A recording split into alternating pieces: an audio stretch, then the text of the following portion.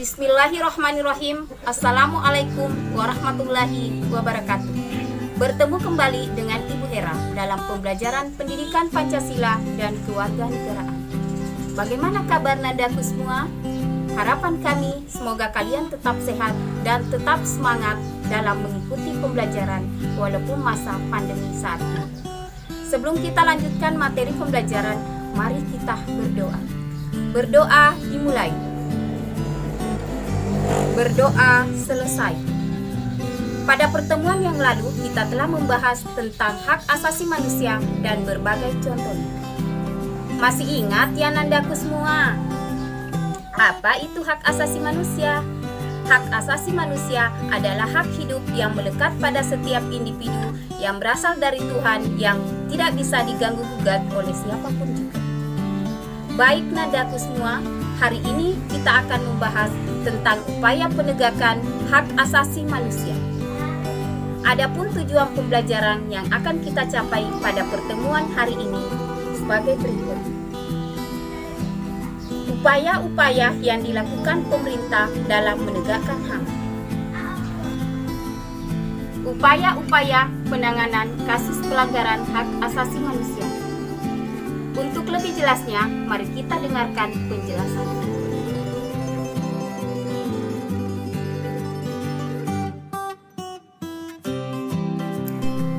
Upaya pemerintah dalam menegakkan hak asasi manusia. Pemerintah Indonesia dalam proses penegakan hak asasi manusia ini telah melakukan langkah-langkah strategis, di antaranya sebagai berikut. 1. Pembentukan Komisi Nasional Hak Asasi Manusia atau Komnas HAM. Komnas HAM dibentuk pada tanggal 7 Juni 1993 melalui Kepres nomor 50 tahun 1993. Adapun Komnas HAM mempunyai wewenang sebagai berikut: melakukan perdamaian pada kedua belah pihak yang bermasalah, menyelesaikan masalah secara konsultasi maupun negosiasi, menyampaikan rekomendasi atas suatu kasus pelanggaran hak asasi manusia kepada pemerintah dan DPR untuk ditindaklanjuti, memberikan saran kepada pihak yang bermasalah untuk menyelesaikan sengketa di pengadilan. Selanjutnya, pembentukan instrumen HAM. Instrumen HAM merupakan alat untuk menjamin proses perlindungan dan penegakan hak asasi manusia. Adapun peraturan perundang-undangan yang dibentuk untuk mengatur masalah hak asasi manusia sebagai berikut. Ditetapkannya Undang-Undang RI Nomor 39 Tahun 1999 tentang Hak Asasi Manusia. Undang-Undang Republik Indonesia Nomor 3 Tahun 1997 tentang Pengadilan Anak. Undang-Undang RI Nomor 23 Tahun 2002 tentang Perlindungan Anak dan Undang-Undang RI Nomor 11 Tahun 2012 tentang Sistem Peradilan Anak. Selanjutnya, pembentukan Pengadilan HAM. Pengadilan HAM bertugas dan berwenang memeriksa dan memutuskan perkara pelanggaran hak asasi manusia yang berat. Di samping itu, berwenang memeriksa dan memutus perkara pelanggaran hak asasi manusia yang dilakukan oleh warga negara Indonesia dan terjadi di luar batas teritorial wilayah Indonesia. Upaya penanganan kasus pelanggaran hak asasi manusia dapat dilakukan dengan dua cara.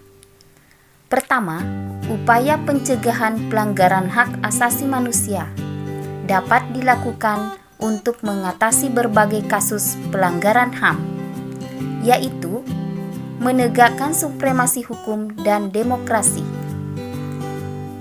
meningkatkan kualitas pelayanan publik untuk mencegah terjadinya berbagai bentuk pelanggaran HAM oleh pemerintah, meningkatkan pengawasan dan masyarakat dan lembaga-lembaga politik terhadap setiap upaya penegakan HAM yang dilakukan oleh pemerintah, meningkatkan penyebarluasan prinsip-prinsip hak asasi manusia kepada masyarakat melalui lembaga pendidikan formal dan non-formal, meningkatkan kerjasama yang harmonis antar kelompok atau golongan dalam masyarakat agar mampu saling memahami dan menghormati keyakinan dan pendapat masing-masing.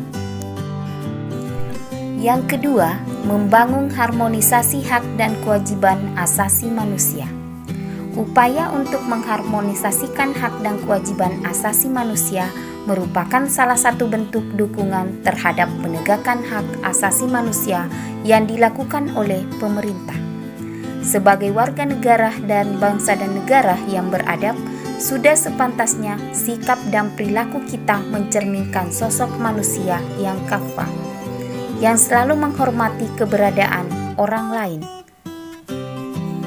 Sikap tersebut dapat kita tampilkan dalam perilaku di lingkungan keluarga, sekolah, dan masyarakat. Demikian penjelasan materi tentang upaya penegakan hak asasi manusia. Semoga Nandaku semua dapat memahami dan berperilaku sesuai yang diharapkan. Terima kasih atas segala partisipasi dan kerjasamanya. Assalamualaikum warahmatullahi wabarakatuh.